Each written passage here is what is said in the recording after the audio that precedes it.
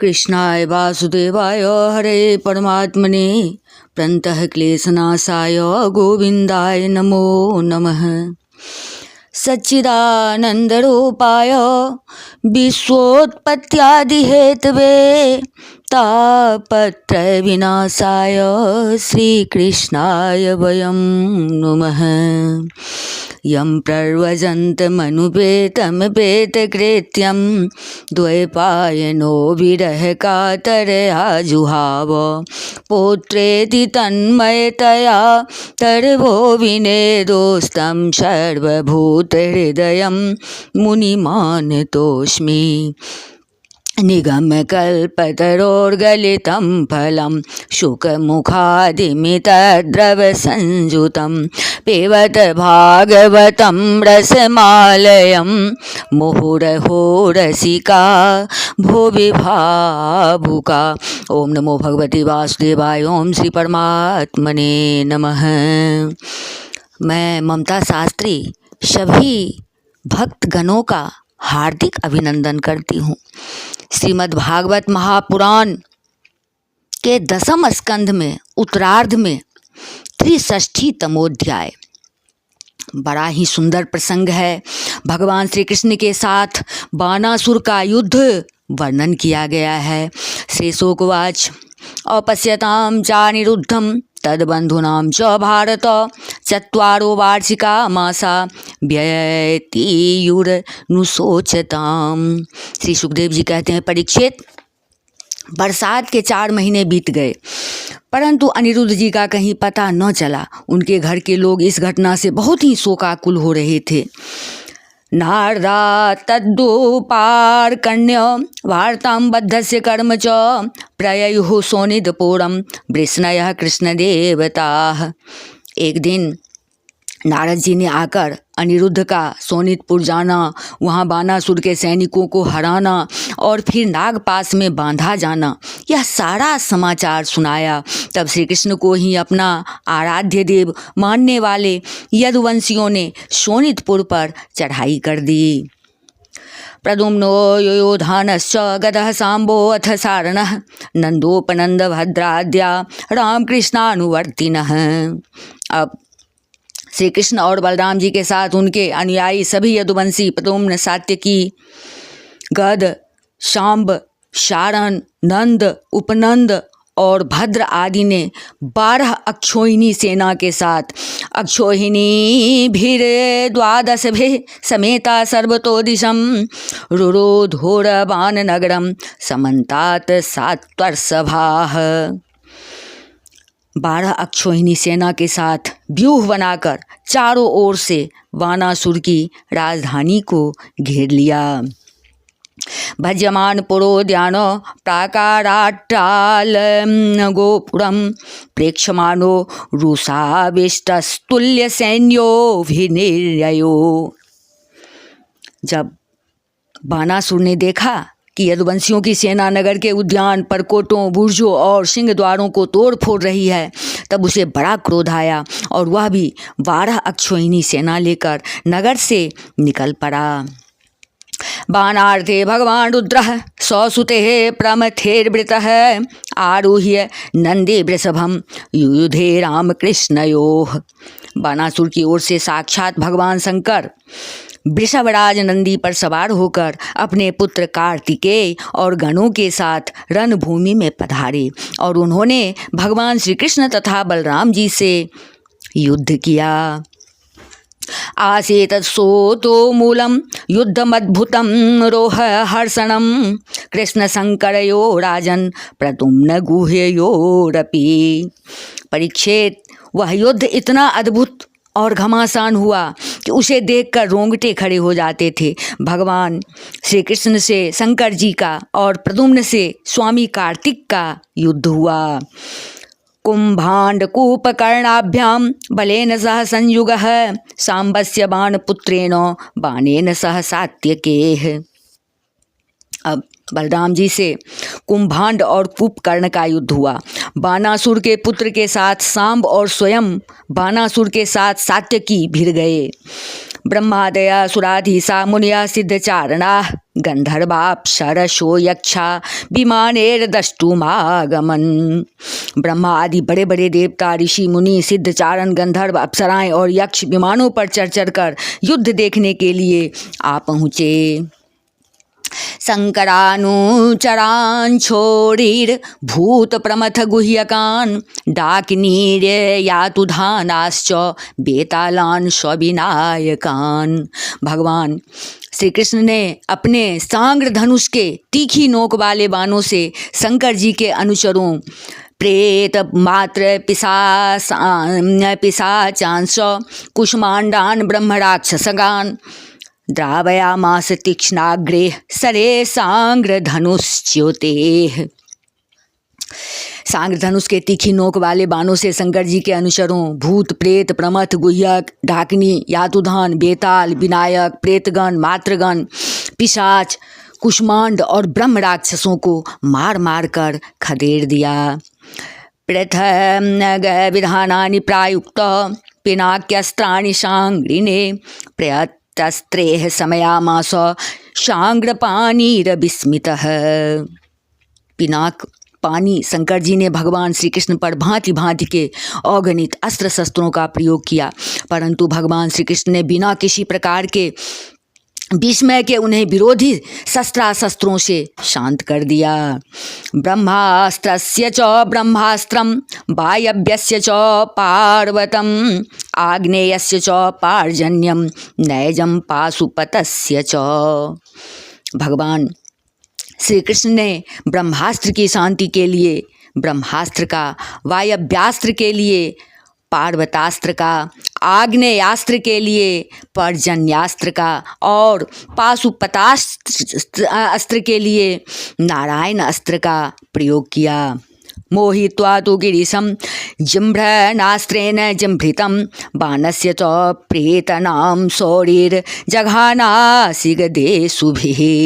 इसके बाद भगवान श्री कृष्ण ने जिह्रणास्त्र से जिससे मनुष्य को जम्हाई पर जम्हाई आने लगती है, महादेव जी को मोहित कर दिया। वे युद्ध से विरत होकर जम्हाई लेने लगे। तब भगवान श्री कृष्ण शंकर जी से छुट्टी पाकर तलवार, गदा और बाणों से बाणासुर की सेना का संहार करने लगे।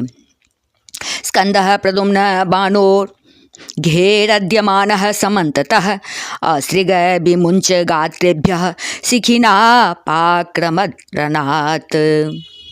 इधर प्रद्युम्न ने बाणों की बौछार से स्वामी कार्तिक को घायल कर दिया।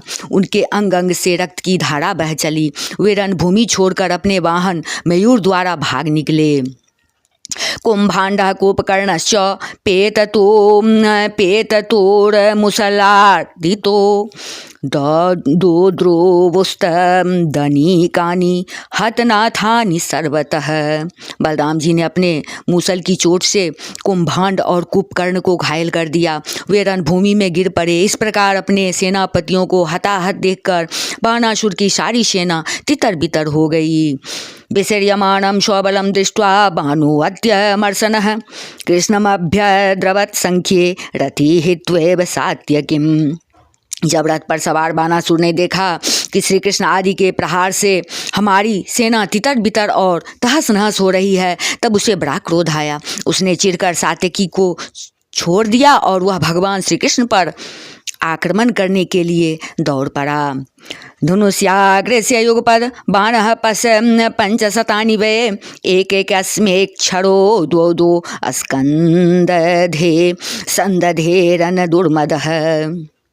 परीक्षित, रणोन्मत्त बाणासुर ने अपने 1000 हाथों से एक साथ ही 500 धनुष खींचकर एक पर एक 2-2 बाण चढ़ाए। तानि चिच्छेद भगवान धनुषे युगपद्धरे सारथिं रथमश्वांश्च हत्वा शंखं पूरयत। परंतु भगवान श्री कृष्ण ने एक साथ ही उसके सारे धनुष काट डाले और सारथी, रथ तथा घोड़ों को भी धराशायी कर दिया एवं शंख ध्वनि की। तन्माता कोटरा नामो नग्ना मुक्तशिरोरुहा पुरोबतस्थे कृष्णस्य पुत्र प्राणरी रक्षया। कोटरा नाम की एक देवी बानासुर की धर्म माता थी। वह अपने उपासक पुत्र के प्राणों की रक्षा के लिए बाल बिखेर कर नंग धड़ंग भगवान श्री कृष्ण के सामने आकर खड़ी हो गई।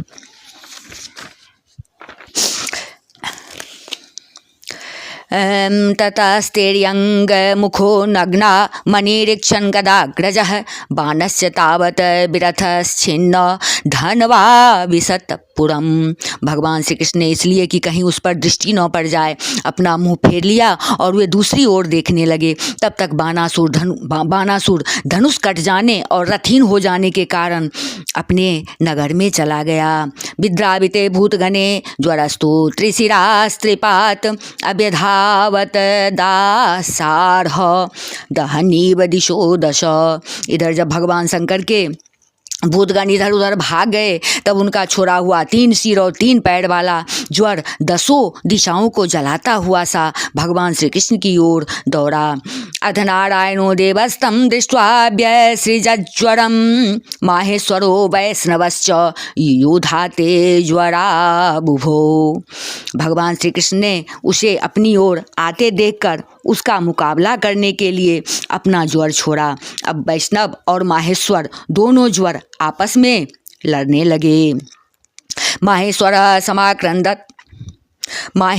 समाक्रंदन् वैष्णवेन बलार्दितः अलब्ध्वा भयमन्यत्र भीतो माहेश्वरो ज्वरः शरणार्थी हृषिकेशं तुष्टाव प्रयतांजलिः। अंत में वैष्णव ज्वर के तेज से माहेश्वर ज्वर पीड़ित होकर चिल्लाने लगा और अत्यंत भयभीत हो गया। जब उसे अन्यत्र कहीं त्राण न मिला तब वह अत्यंत नम्रता से हाथ जोड़कर शरण में लेने के लिए भगवान श्री कृष्ण से प्रार्थना करने लगा। ज्वरवाच नमामि त्वानंत शक्ति परेशं सर्वात्मानं केवलं ज्ञप्तिमात्रं विश्वोत्पत्तिस्थान संरोध हेतुं यद्दत् ब्रह्मलिंगं प्रशांतम। ज्वर ने कहा, प्रभु आपकी शक्ति अनंत है। आप ब्रह्म आदि ईश्वरों के भी परम महेश्वर हैं। आप सबके आत्मा और सर्व स्वरूप हैं। आप अद्वितीय और केवल ज्ञान स्वरूप हैं। संसार की उत्पत्ति, स्थिति और संहार के कारण आप ही हैं। श्रुतियों के द्वारा आपका ही वर्णन और अनुमान किया जाता है। आप समस्त विकारों से रहित स्वयं ब्रह्म हैं। मैं आपको प्रणाम करता हूँ। कालो देवं कर्मजीवः स्वभावो द्रव्यं क्षेत्रं प्राण आत्मा विकारः तत्संघातो बीजरोह प्रवाह स्वन्मायेषां तन्निषेधं प्रपद्ये। काल, दैव, कर्म, जीव, स्वभाव, सूक्ष्म भूत शरीर, सूत्रात्मा, प्राण, अहंकार, 11 इंद्रियां और पंचभूत, इन सब का संघात लिंग, शरीर और बीजांकुर न्याय के अनुसार, उससे कर्म और कर्म से फिर लिंग, शरीर की उत्पत्ति, यह सब आपकी माया है। आप माया के निषेध की परम अवधि हैं। मैं आपकी शरण ग्रहण करता हूँ।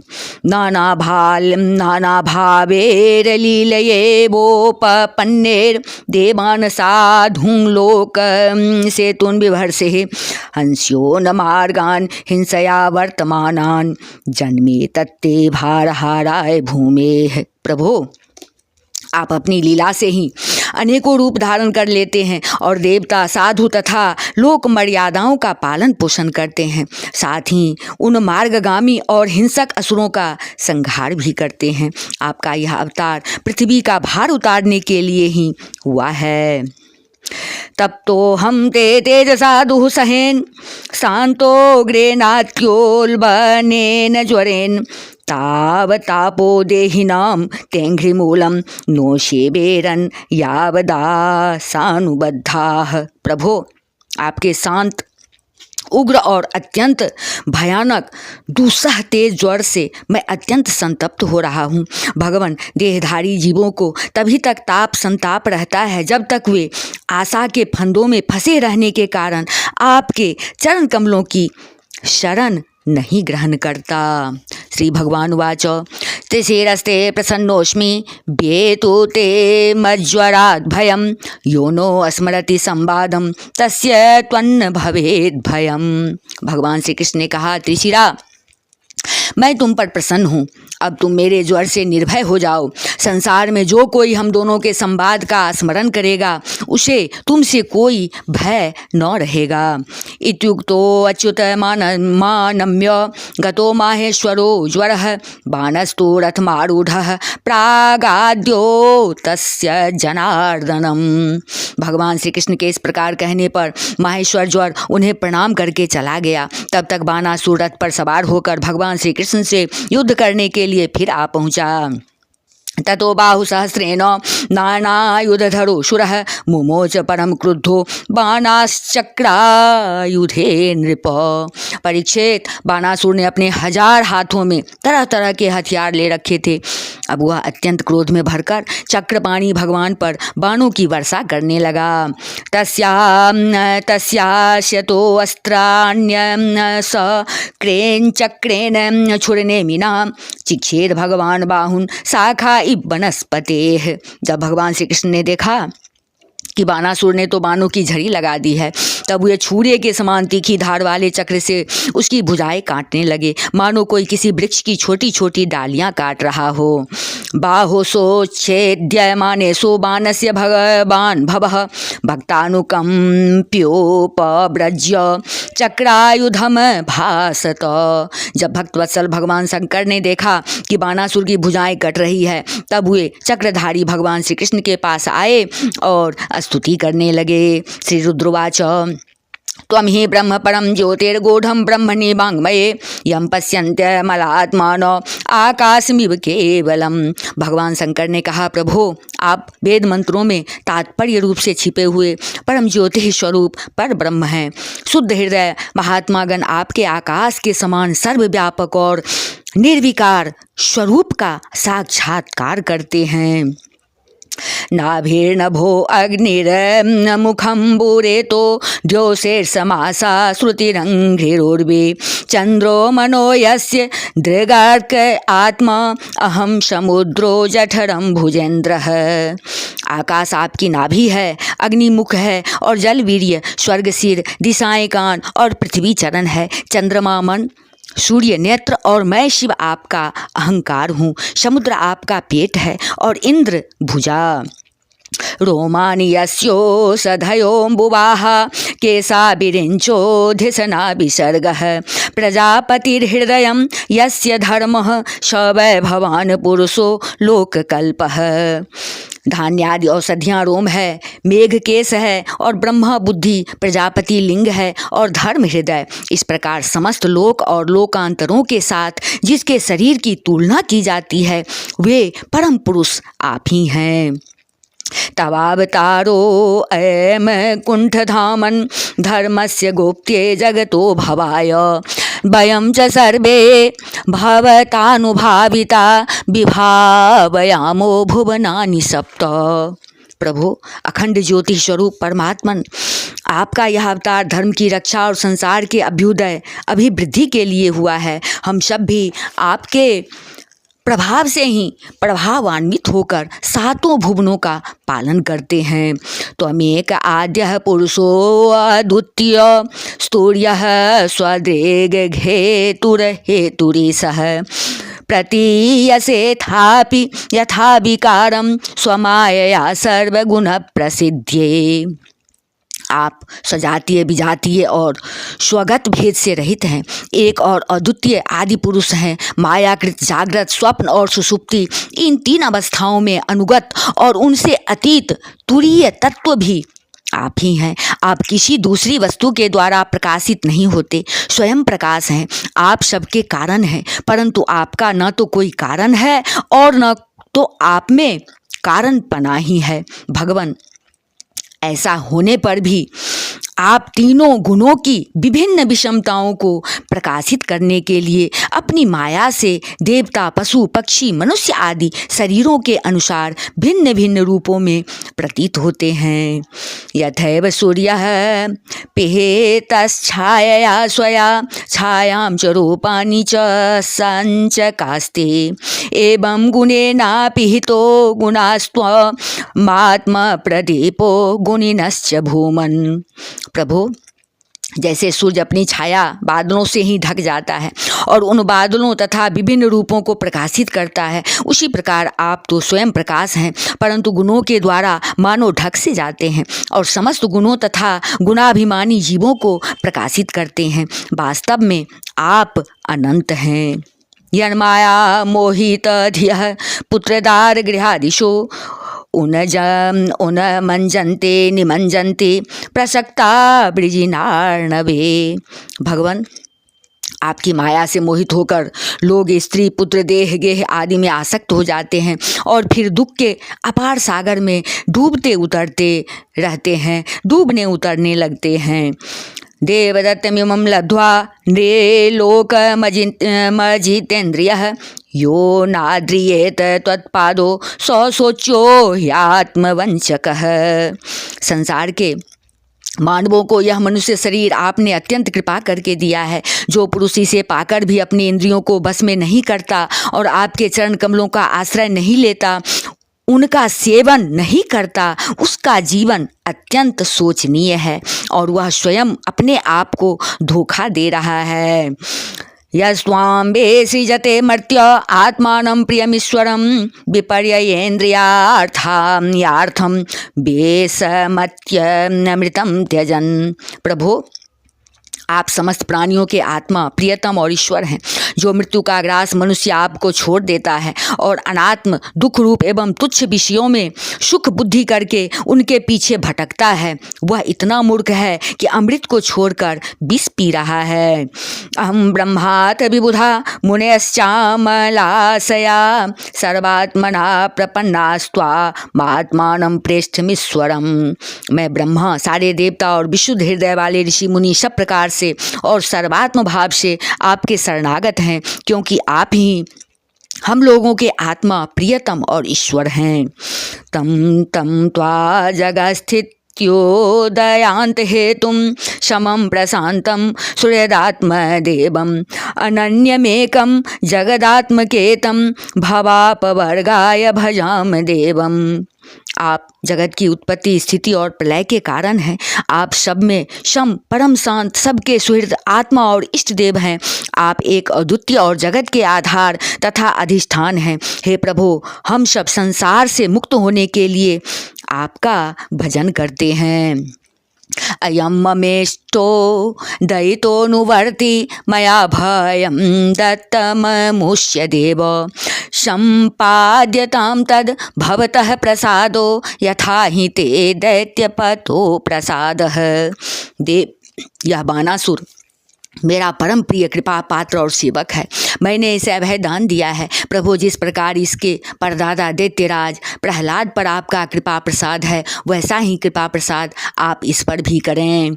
श्री भगवान वाच यदा यदा तथ भगवान त्वन्नः कर्मां प्रियं तव भवतो यद व्यवसितं तन्मे साध्वनुमोदितं। भगवान श्री कृष्ण ने कहा, भगवान, आपकी बात मानकर जैसा आप चाहते हैं मैं इसे निर्भय किए देता हूँ। आपने पहले इसके संबंध में जैसा निश्चय किया था, मैंने इसकी भुजाएं काट कर उसी का अनुमोदन किया है। अवध्योऽयं ममाप्येष वैरोचनी सुतो सुरः प्रहलादाय वरो दत्तो न वध्यो मे तवान्वयः। मैं जानता हूँ कि बानासुर दैत्यराज बलि का पुत्र है, इसलिए मैं भी इसका वध नहीं कर सकता, क्योंकि मैंने प्रहलाद को वर दे दिया है कि मैं तुम्हारे वंश में पैदा होने वाले किसी भी दैत्य का वध नहीं करूँगा। दर्वोपशमनायास्य प्रवृक्कनावाहवो मया सूदितं च बलं भूरि यच्च भारायितं भुवः। इसका घमंड चूर करने के लिए ही मैंने इसकी भुजाएं काट दी है। इसकी बहुत बड़ी सेना पृथ्वी के लिए भार हो रही थी, इसलिए मैंने उसका संहार कर दिया है। चत्वारो अस्य भुजातिशिष्टा भविष्यन्त्यं जरामरा पार्षद मुख्यो भवतो न कुतश्चेद भयोऽसुरः। अब इसकी 4 भुजाएं बच रही है, ये अजर अमर बनी रहेगी। यह बानासुर आपके पार्षदों में मुख्य होगा। अब इसको किसी से किसी प्रकार का भय नहीं है। इति लब्ध्वा भयं कृष्णं प्रणम्य शिरसासुरः प्रादुम्निं रथमारोप्य शबद्ध्वा समुपानयत्। श्री कृष्ण से इस प्रकार अभयदान प्राप्त करके बानासुर ने उनके पास आकर धरती में माथा टेका, प्रणाम किया और अनिरुद्ध जी को अपनी पुत्री उषा के साथ रथ पर बैठाकर भगवान के पास ले आया। अक्षोहिण्यां परिवृतं सुवासः समलंकृतं सपत्नीकं पुरस्कृत्य ययो रुद्रानुमोदितः। इसके बाद भगवान श्री कृष्ण ने महादेव जी की सम्मति से वस्त्र अलंकार विभूषित उषा और अनिरुद्ध जी को एक अक्षोहिणी सेना के साथ आगे करके द्वारका के लिए प्रस्थान किया। स्वराजधानीं समलंकृतां ध्वजे सतोरनेरोक्षित मार्गचत्वरां विवेश संखान कदुन्दुन्दोभिस्वनेः रभ्योद्यतः पौरसुहृदय द्विजातिभिः। इधर द्वारका में भगवान श्री कृष्ण आदि के शुभ आगमन का समाचार सुनकर झंडियों और तोरणों से नगर का कोना कोना सजा दिया गया।